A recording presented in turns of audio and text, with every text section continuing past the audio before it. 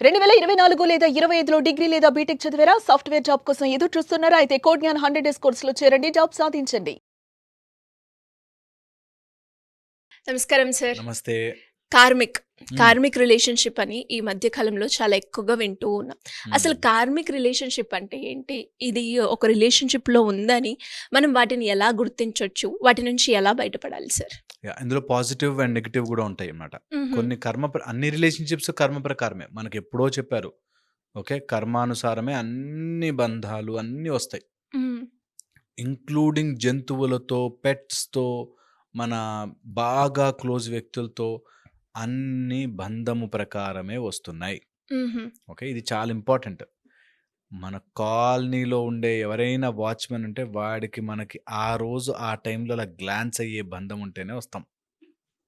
ఇది అందరూ ఎక్కించుకోవాలి మైండ్‌కి. చాలా కష్టము అవగాహన చేసుకోవడానికి. అంటే మన లైఫ్‌లో కలిసిన ప్రతి ఒక్కరితో మనకి ఏదో ఎవ్రీథింగ్ వస్తువుతో సహా. హుహు. ఓకే. అన్నీ కర్మబంధం ప్రకారం అట్లా వస్తాయి. మనని ఎఫెక్ట్ చేసేవి కొన్నుంటాయి. ఓకే. అది అలా ఎఫెక్ట్ చెయ్యాలని ఈ సీన్ అంతా పండుతుంది. ఓ సినిమాలో మనకి మంచిగా ఆ సీన్ రావడం కోసమే అంతవరకు బ్యాక్ డ్రాప్ అంతా ఇస్తారు. హ్మ్. కదా! ఓ సినిమాలో హీరోయిన్ చలాకీగా ఉంటుంది. ఫస్ట్‌లో స్టార్ట్ అయ్యి పల్లెటూరు నుంచి అంతా ఎందుకంటే ఆమెకి కష్టం వచ్చింది చూపించడానికి కదా! అట్లాగా ఈ సీన్ రాడానికి ఎంతో బ్యాక్‌గ్రౌండ్ నడుస్తుంది స్టోరీ. హుహు. అలాగా మన జీవితంలో ఉండే ఎలాంటి బంధములైన, రిలేషన్‌షిప్స్ అయినా కర్మానుసారం వస్తాయి. కొన్ని మనకి మంచివ్వడానికి, కొన్ని మనల్ని తుంచేయడానికి, కొన్ని మనకి చాలా చాలా జ్ఞాపకాలు వదిలి వెళ్ళడానికి, కొన్ని ఎట్టి పరిస్థితుల్లోనూ మనని సెట్ చేయడానికొస్తాయి. హుహు. కొన్ని బంధాలు ఎలా వస్తాయంటే మనని సెట్ చేసి మొత్తం మన అంటారు కదా! మనని గజిబిజిగా ఉన్నవాడిని ఒక ఒక మార్గంలో పెట్టి పంపిస్తుంది. ఓకే. అలాగా మన జీవితంలో ప్రతి రిలేషన్‌షిప్ అలా వస్తాయి మన జీవితంలోకి. హుహు. ఓకే. కొన్ని మనం మనుషులకుండే గొప్ప వరం ఏంటంటే మరుపు. మర్చిపోతాం. ఇంత ఆలోచించుకునే శక్తి లేక మర్చిపోతాం. లేకపోతే బ్రతకలేం తెలుసా? ఇప్పుడు ఎవరైనా నా జీవితంలోకి ఎందుకొచ్చారు అంటే కంపల్సరీగా వాళ్ళ ఎఫెక్ట్ మన మీద ఉంటుందంటే బ్రతకలేం. హ్మ్. అందుకే మర్చిపోతాం గానీ, జనరల్‌గా ఇది జరుగుతుంది. మన జీవితంలోకి కొన్ని ఇంపార్టెంట్ మార్క్ పెట్టుకున్న సన్నివేశాలుంటాయి. అది ఎప్పుడో ఒకసారి ఇన్‌ఫ్లూయెన్స్ చేసే టీచరు, హ్మ్. స్కూల్లో అయితే. స్కూల్ లోపల మనని ఒక మంచి మార్గంలోనో, చెడు మార్గంలో తీసుకెళ్ళే ఫ్రెండు, లేకపోతే తల్లి, తండ్రి రూపంలోనో, లేపోతే గర్ల్ ఫ్రెండ్, బాయ్ ఫ్రెండ్ రూపంలోనో, మ్యారేజ్ రూపంలోనో, కొడుకు, కూతురు రూపంలోనో వస్తారు. ఏదో ఒక రూపంలో వెళతాము. హుహు. ఓకే. ఎనీ కర్మ మనకది సత్కర్మైనా, ఏదైనా దుష్కర్మైనా, ఎనీ కర్మ వెళ్ళడానికి అంటే ఆ కర్మ తీర్చుకోవడానికి మనకి ఇంకేం మార్గాలున్నాయి? ఓకే. అంతే. ఒకటేమో ఫిజికల్‌గా దెబ్బ తగలడం. హ్మ్. ఓకే. ఇంజ్యూరీ అవ్వడము, మనకి దెబ్బ తగలడము, లేపోతే అవయవంగా ఫిజికల్‌గా ఏదైనా ఫిజికల్‌గా డ్యామేజ్ కావడము, హ్మ్. లేదా మెంటల్‌గా. మనసుకి గాయపడ్డం. ఈ మనసు గాయం అన్నిటికంటే ఎక్కువేంటంటే, ఇలా బంధం రూపంలో తెంపడమే. హ్మ్. ఓకే. ఒక తెలియని ఒక బాండ్ తయారైపోతుంది. ఒక మనిషికి, మనకి. అది తెంపుతుంటే ఉంటుంది దాని బాధ, నరక యాతన ఉంటుంది. చెప్పింది వాడు అర్థం చేసుకోనప్పుడు, హ్మ్. Oh my God! ఆ యాతన అన్‌బిలీవబుల్. కనిపించదు, చెప్పుకోలేము, ఎక్కదు. చెప్పినా అర్థం కాదు. అసలు ఎంత పట్టించుకోరు. ఎంత విలవిల్లాడిపోతాం. అయ్యో! నేను అన్నీ చేస్తున్నా గదా! అన్నీ చేస్తున్నా. ఇది కర్మ. నువ్వు ఏదో జన్మలో అలా చేసి ఉండుండొచ్చు. హ్మ్. ఎవరికో వాళ్ళ కర్మ వాళ్ళు బాధ పడుతున్నా నువ్వు వినకపోయుండొచ్చు. నీ బాధ వినడు. ఓకే. అంటే అసలు లాస్ట్ టైమ్ మనం ఏదైతే మనకి పూర్వజన్మలో ఏదైతే మనం చేసామో, అదే ఎగ్జాక్ట్‌గా ఏదో ఒక జన్మలో మనకి రిఫ్లెక్ట్ అవుతుందంటారా? అబ్సల్యూట్‌లీ అదొక్కటే మార్గం. ఓకే. సో, అది ఫిజికల్‌గా ప్రూవ్ చేయలేం. హుహు. ఓకే. ఈ ప్రాబ్లమ్ ఏంటంటే ఇది ఫిజికల్‌గా ప్రూవ్ చేయలేం. అది అనుభవించే వాడికి తెలుస్తుంది. జ్ఞప్తికి వస్తుంది. అబ్బా! అనిపిస్తుంది. అండ్ అది ఎంత అనిపిస్తుందంటే, ఎంత నిజమంటే అది, దాన్ని బాధపడడం మానేసి అర్థం చేసుకుంటే చాలా రిలీఫ్‌గా ఉంటుంది. ఏదో జన్మలో ఎవరినో నేను చెంప మీద కొట్టాను. ఈ జన్మలో ఇంకొక రూపంలో వచ్చి కొట్టాడు అని తెలిసిన తర్వాత, ఇంక నేను ఫైట్‌కో లేపోతే దానిదో ఇంక గొడవ పడ్డానికో వెళ్ళను. చాలా మటుకు తగ్గిపోతుంది. ఓకే. ఫైట్ చేస్తున్నాడు. ఇప్పటికిప్పుడు నన్ను నేను ప్రొటెక్ట్ చేసుకుంటాను. దాని గురించి ఇక సఫర్ అవ్వను. బాధపడను. ఇప్పుడు ఎవరో నా జీవితంలోకి వచ్చి నన్ను టార్చర్ పెడుతున్నారు అంటే, నేను ఆ టార్చర్‌ని తెలివితో బయటపడడానికి ప్రయత్నం చేస్తాను తప్ప, దాన్నింక అయ్యో! నాకెందుకొచ్చింది కష్టం?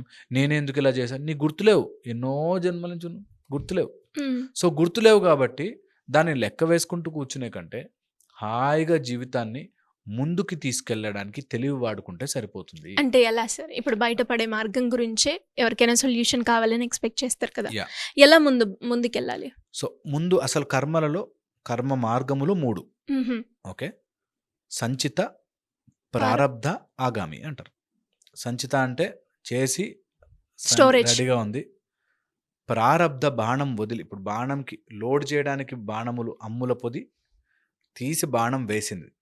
ఆ వేసిన బాణం మనకొచ్చి తగులుతుంది. మన కర్మని ఒక మంచి బాణంలాగా తయారు చేసి మన మీద వదిలేడు. అది వచ్చి తగులుతుంది. నేనిప్పుడు వెళ్తుంటే కరెక్ట్‌గా కాలుకి ఏదో రాయి తగిలింది. అది తగలడానికి రెడీగా ఉందది. నేను వెళ్తాను, తగిలించుకుంటాను అంతే. దానివల్ల నాకేవో 4, 5 ఆపర్చునిటీలు పోతాయి. నేను దాని తర్వాత అప్పులు చేస్తాను. అదంతా ఒక సీక్వెన్స్. ఇది ప్రారబ్ధము. అది వచ్చి తీరుతుంది. దాన్ని మార్చలేం. హ్మ్. కొన్ని సంచిత, కొంత ఆగామి. అంటే ఆగామి ఇప్పుడు మనం చేస్తున్నవన్నీ రికార్డ్ అవుతున్నవి. కొన్ని మనము భగవత్ ప్రేరేపణతో వారు భగవంతుని సాక్షాత్కారంతో తగ్గించుకోవచ్చు. తగ్గించుకోవచ్చు. పోగొట్టుకోలేము. దాంతోపాటు అసలు కర్మ నువ్వు చేస్తే నీకెక్కుతుంది. ఎనీ రిలేషన్‌షిప్స్‌లో గొడవ గాని ఏదైనా నువ్వు అది నేను చేస్తున్నాను, నాకెందుకు ఇలా జరుగుతుందన్నంత సేపు ఆ కర్మ నువ్వే అనుభవిస్తుంటావు. ఇది భగవంతుడికి అర్పితం. నిష్కామ కర్మ అంటారు. భగవంతుడు అది తీసుకొని భగవంతుడికే ఇచ్చేస్తున్నాను. నేను మధ్యలో ఏమి చేయట్లేదు. I am no one in this. ఇప్పుడు నేను ఒక సినిమాలో క్యారెక్టర్ చేస్తున్నాను. అక్కడ డైరెక్టర్ గట్టిగా బోర్‌ని ఏడవాలి. నీ క్యారెక్టర్ అది అని చెప్పాడనుకో. ఆ క్యారెక్టర్ చేసాం, బయటకొచ్చేసాం. అంతే. అయ్యో! నన్నెంత ఏడిపిచ్చాడో అని లేదు. క్యారెక్టర్. క్యారెక్టర్‌లో చేసి వచ్చేసాం బయటికి. నీకు బాధేసింది, బాధపడ్డావు, ఫినిష్ చేసావు, వదిలేసావు, వచ్చేసావు. అనేది గనక చేసుకుంటే దాన్ని నిష్కామ కర్మ అంటారు. హుహు. అంటే ఆ కర్మ యొక్క ఫలితాన్ని నేను చేస్తున్నాను అనే ఒక రెస్పాన్సిబిలిటీ తీసుకోకుండా ఉంటే life will become so light and easy అంటారు. హుహు. సో నువ్వు కర్మ తప్పించుకోవాలి అంటే పుణ్యమో పాపమో అంతా భగవంతుడిచ్చింది అని ఇచ్చేయడం ఈజీ. నీకు పుణ్యము రాదు, పాపము రాదు. You are no more touched by the karma. Or ఏదైనా కర్మ చేసుకుంటే దాన్ని భగవంతుడి హెల్ప్‌తో ఎఫెక్ట్ తగ్గించుకుని అంటే నీకిప్పుడు ఏదో జన్మలో ఒక దగ్గర 10,000 కొట్టేసావు హ్మ్. అనుకుందాం. ఓకే. నెక్స్ట్ జన్మలో నీకు ఆ 10,000 నష్టం కావాలి. నీ దగ్గర నుంచి ఎవడో కొట్టేయాలి. కానీ ఇప్పుడు నీ దగ్గర రూ. 1,00,00,000 ఉన్నాయనుకో, ఎవరన్నా 10,000 దొంగతనం నీకు పెద్ద ఎఫెక్ట్ రాదు. మ్యాటర్ కాదు. అందుకే పుణ్యము పెంచుకో అంటారు.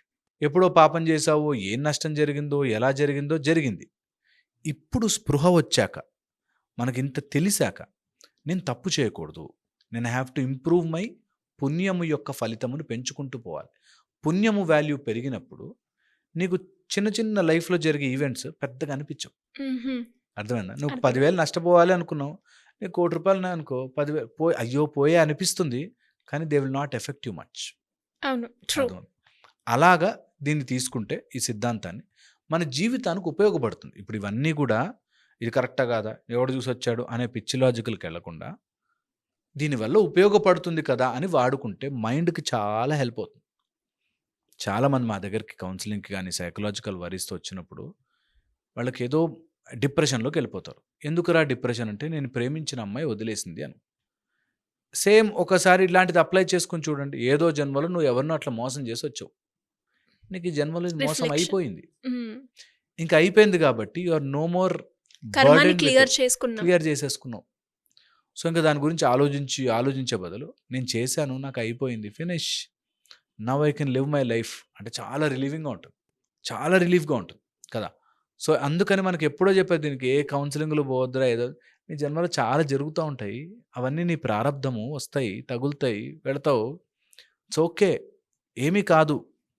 నేను ఎంతో మందిని చూసాను అలా. 60 ఇయర్స్ వరకు అండి రన్నింగ్ బస్ ఎక్కేటోడు మా నాన్న. హ్మ్. ఆ రోజు ఏదో యాక్సిడెంట్ అయింది. అట్లా బెడ్ రిడ్ అయిపోయిండు అని ఎంతమంది చెప్తాం. వస్తదిరా ప్రారబ్ధము అలా వస్తది.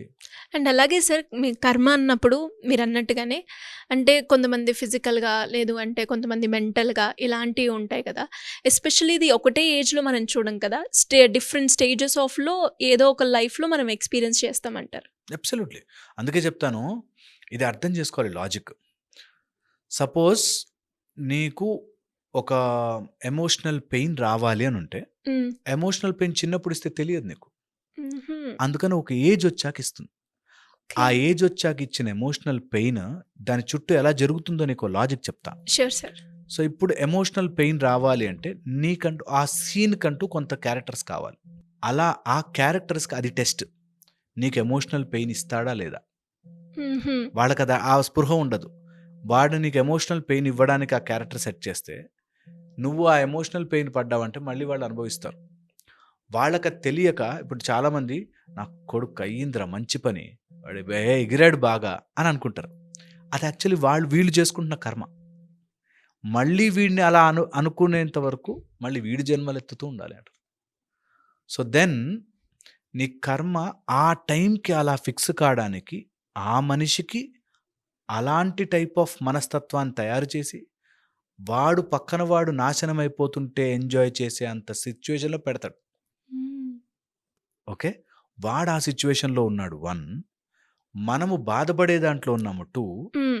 దీన్ని సింక్ చేయడానికి ఎన్నో రకాల సినిమాటిక్ నాటకం జరిగి అక్కడికొస్తాం. అందులో ఎంతమంది కర్మలు దాగున్నాయో చూడు. ట్రూ. ఓకే. ఇంత పకడ్బందీగా అంత జరుగుతుంటే హ్మ్. మన ప్లానెటరీ పొజిషన్స్ ఆ రోజు కరెక్ట్‌గా రాహుకాలంలో వాడు బయలుదేరి, యమగండం టైంలో కరెక్ట్‌గా వచ్చి బైక్ కింద పడతాడు. మనము అయ్యో! అని ఆలోచించకుండా నువ్వు వాడిని ఎట్లాగాని తప్పు చేయాలి లేకపోతే పోలీసులు ఏమనుకుంటారో అని చెప్పి, పోలీసు నన్నే పట్టుకుంటాడేమో అని చెప్పి వాడి మీద అబద్ధం వేసి, వాడితో ఫైట్ చేసి, మొత్తం అంతా రికార్డ్ అయితుంటదిరా పిచ్చోడా! మళ్ళొస్తది నీకది తిరిగి. మొత్తం తిరిగి, తిరిగి, తిరిగి, తిరిగి అక్కడికొచ్చి చేరతావు. ఈ చేరడం కోసమే నీకింత సీన్ నడుస్తోంది అని తెలిసినప్పుడు, అయ్యో! ఇంకొక తప్పు చేయకూడదు నేను. I'm sorry. నేను నీకు హెల్ప్ చేస్తాను. నేను నేను చేస్తాను, పే చేస్తాను నీ ట్రీట్మెంట్‌కి. నేను తప్పు చేశానని ఒప్పుకోవడంలో ఒక గ్రేట్ రిలీఫింగ్ అసలు ఇలా వదిలేసిన ఒక ఫీలింగొస్తుంది. ఓకే. అలాగే అన్ని రిలేషన్‌షిప్స్ కూడా కార్మికంగా రిలేషన్‌షిప్స్ అన్నీ అలా వస్తాయి. మన జీవితంలోకొచ్చే ఏదైనా సరే ఇలా జరుగుతూ ఉండొచ్చు. వాడి జీవితంలో వాడికి ఆ సీన్ ఉంది. వాడలా ప్రవర్తిస్తున్నందుకు గాను వాడికి తగ్గ రిజల్ట్ రెడీ అయిపోతూ ఉంటుంది. ఇట్లా చెరుకు గడలో చెరుకు పెడితే జ్యూస్ వస్తున్నంత పాటు చెత్త కూడా వస్తది బయటికి అనేది వచ్చేస్తుంది. ఇది తెలుసుకోగలిగితే ఐ థింక్ అన్ని రిలేషన్‌షిప్స్‌ని ఇంకో రకంగా చూస్తాం. హ్యాపీగా, పాజిటివ్‌గా మార్చుకోవడానికి. అండ్ ఏ కర్మ చేసినా కర్మ ఎలా చేస్తాం? మనసా, వాచా, కర్మణ. కర్మ. 3 రకంగానే చేస్తాం. మనసుతో ఎవరిని తిట్టుకోకు, చెడు అనుకోకు. మాటల ద్వారా ఎవరిని చెడు చేయకు. నీ చేతులతో ఎవరికీ చెడు చేయకు. సో, అట్‌లీస్ట్ పుణ్యం వస్తది. నువ్వు ఏది చేయకుండా ఉండలేవు కాబట్టి, అట్‌లీస్ట్ పాజిటివ్ సైడ్‌లో చేస్తే, నా మాట ద్వారా ఎవరిని ఇబ్బంది పెట్టను. నిజంగా అది ఇబ్బందికరమైంది తప్పైనా సరే, నా మాట ద్వారా నేను ఇబ్బంది పెట్టను. ఓకే. ఎందుకంటే నేను ఇబ్బంది పెట్టానంటే, దేవుడి ప్లాన్‌లో ఆ సీన్‌లో నేను ఇబ్బంది పెట్టానంటే, మళ్ళీ ఇంకో సీన్‌లో నేను ఇబ్బంది పడాల్సొస్తుంది. హుహు. అంటే సార్ ఇప్పుడు మీరు చెప్పినట్టుగానే చాలా మందికి కూడా అంటే కొందరికి అర్థమవుతూ ఉంటుంది. ఇది కర్మ. ఇది దీని వల్లనే నేనిప్పుడు ఈ పెయిన్‌ని నేను ఎక్స్‌పీరియన్స్ అవుతున్నాను. మీరన్నట్టుగానే ఆ దేవుడికి ఇంకా నేను చెయ్యట్లేదు. ఎవరైతే నేను క్యారెక్టర్ అని మీరేదైతే చెప్పారో ఈ క్యారెక్టర్‌లో నేనున్నాను. ఈ పెయిన్‌ని నేను అనుభవిస్తాను. ఓకే. కానీ కొంతమందికి ఇది తెలియదు. తెలియకుండా ఇది కాదు. ఇది దీనివల్ల వచ్చింది అంటే అస్సలు యాక్సెప్ట్ చేయరు. అలాంటి వాళ్ళు మళ్ళీ వాళ్ళకి తెలిసేదాకా ఇది కర్మ అనేది రిపీట్ అవుతూ ఉంటుందా? అంతే అబ్సల్యూట్‌లీ. నువ్వు తెలిసొచ్చేదాకా. హుహు. నీకు తెలిసొచ్చి నువ్వు అనుభవించే తిరుగుతూనే ఉంటావు చక్రంలో. నేను చెప్తున్నది అందరూ ఈ ప్రాసెస్ ఫాలో అవుతారు. అందరికీ ఆ జ్ఞానం స్టేజొచ్చి, ఓ రోజు అన్ని కర్మలు, కర్మ, కర్మలు, కర్మ, కర్మ, కర్మ అన్నీ వచ్చి ఏదో ఒకడెవరో గురువులాగా వచ్చి చెప్తాడు. ఇది కాదురా ప్రాసెస్ అని. అప్పుడు కొంచెం పుస్తకం చదువుదామా? అవునా! ఇలా ఉంటుందా? అని అలాంటి ఆలోచనలు, ఐడియాలజీలు వచ్చి, వచ్చి, వచ్చి, వచ్చి అందులో వెంటనే ఒప్పుకోదు మైండ్. అలా ఉన్నా ఇప్పుడు భగవంతుడు అన్ని చోట్ల చూస్తుంటాడు. నీ కర్మ రికార్డ్ అవుతుంటుందని మనం మర్చిపోతాం. అందుకని నీ కర్మ రికార్డ్ అవుతుంటుందని తెలిసి, దాన్ని స్పృహలో తెచ్చుకుని వచ్చేదాకా నీకు ఆ స్టేజ్ వచ్చేదాకా ఇక్కడే తిరుగుతా ఉంటాం. అండ్ అది అనుభవిస్తూనే ఉంటాం. ఇందులో ఇంకొక పాయింట్ ఏంటంటే, హ్మ్. ఇప్పుడు నేను మర్డర్ చేయాలన్నది కూడా నా కర్మలో రాసింది కదా, నేను మర్డర్ చేస్తా ఆ! అనేటట్టు అని చాలా అంతే. ఇది ఇది నేను చేసింది కదా! ఇది నా ఇది అన్ని రకాలు మనకు వచ్చే క్వశ్చన్లకు కూడా ఆన్సర్లు ఉన్నాయి ఆల్రెడీ. హుహు. మనకు రాబోయే క్వశ్చన్ నెక్స్ట్ 1000 క్వశ్చన్లు ఏమైనా వస్తే అన్నిటికీ ఆన్సర్ ఉన్నాయి. మనం చదువుకునే ఓపిక ఉండాలి. అలానే నువ్వే మర్డర్ చేస్తా అంత కర్మ అని అనడం కాదు. ఎందుకు అంటే నువ్వు ఎప్పుడైతే నీకు తెలిసి తప్పు చేస్తున్నావో అది పాపము కింద మారి అది మహాపాపముగా మారి తిరిగి తిరిగి తిరిగి తిరిగి వస్తుంది.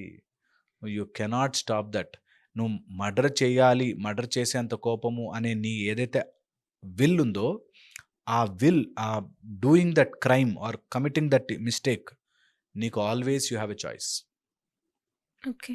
అండ్ ఆ చాయిస్లో నేను భగవంతుడి సాక్షాత్కారంతో నేను తప్పు చేయను, ధర్మ మార్గములోనే ప్రవర్తిస్తాను హ్మ్. అని నువ్వు అనుకున్న రోజున దీని నుంచి బయటపడతావు. ఓకే. అండ్ అలాగే సార్ కొంతమంది అంటే ఇది దీనివల్లే జరిగింది అని తెలుసుకున్న తర్వాత మళ్ళీ దాన్ని చేయడం? అంతే ఇన్ని రోజులు శరీరాన్ని అలవాటు చేసాం. ఇప్పుడు సిగరెట్ డబ్బా మీద ఇది తాగడం హానికరం అని రాసున్నా తాగుతాం. హానికరం అని తెలిసినా కూడా. ఎందుకు అంటే అలవాటుతో శరీరం అలా ఉండిపోతుంది. అది 10 అడుగులు చేసి చేసి చేసి 10 సార్లు పడి తెలిసి అప్పుడు రియలైజ్ అవుతుంది జన్మ జన్మల తర్వాత. అన్ని జన్మల తర్వాత మనకి అర్జునుడు అంతటి వాడే ఆ భ్రమలో పడితే శ్రీకృష్ణ పరమాత్ముడు మన ఇద్దరం జర్నీ గీతను చేస్తున్నాము, నువ్వు నాతో ఎప్పటి నుంచో ఎన్నో కోట్ల జన్మల నుంచి ఉన్నావు, నీకు ఇప్పుడు నేను జ్ఞానోదయం చేస్తానుండు అని చెప్తాడు. సో అలా ఒక గురువు వచ్చి అలా ఒక భగవంతుడి సాక్షాత్కారం వచ్చి then you will change. Receiving mode receiving వచ్చేదాకా మనం అర్జునులుగా మారేదాకా దాకా కృష్ణ పరమాత్ముడు ప్రత్యక్షము కాడు. అంతవరకు తిరుగుతా ఉండాలి ఈ బండిలో. ఖచ్చితంగా. Super sir. Great information. నిజంగా కర్మ అనేది ఉంటుంది అని చాలా వరకు అందరూ నమ్ముతారు. కానీ అది ఎన్నో రకాలుగా మనం ఎక్స్పీరియన్స్ చేసినప్పటికీ కూడా ఇది దీనివల్లే చేశాము అనేది చాలా తక్కువ మందికి తక్కువ మంది తెలుస్తుంది. తెలుస్తూ ఉంటుంది. అట్లీస్ట్ ఈ వీడియో ఒప్పుకోలేరు అసలు మైండ్ యాక్సెప్ట్ చేయనివ్వదు. అందుకని కొంచెం అది కూడా ఆలోచించాలి. కర్మనే కదా సార్? వెరీ కర్మ అలాగే ఆపుతుంది. యాక్చువల్గా బ్లాక్ చేసేస్తుంది మనని. మనకి జ్ఞానం వచ్చేదాకా తిరుగుతూ ఉంటాం. ఏదో పుణ్యం చేసి పుణ్యం చేసి పుణ్యం చేసి పుణ్యం చేసాక రియలైజేషన్. రే తప్పు చేస్తున్నానే అని తెలుస్తుంది. అంతవరకు తిరుగుతుండాలి. అండ్ దాన్ని యాక్సెప్ట్ చేసుకునే ఓపెన్నెస్ వస్తే అట్లీస్ట్ ఒక 10 అడుగులు ముందుకు వెళ్ళే ఛాన్స్ ఉంటుంది. అండ్ ఇది కూడా థియరీనే, నిజం అవ్వుండకపోవచ్చు, కానీ ట్రై చేయండి, బాగుంటుంది. డెఫినెట్గా sir. Great information. Thank you so much. Suman టీవీలో మీ పర్సనల్ అండ్ బిజినెస్ ప్రమోషన్స్ కోసం కింది నెంబర్కి కాంటాక్ట్ చేయండి.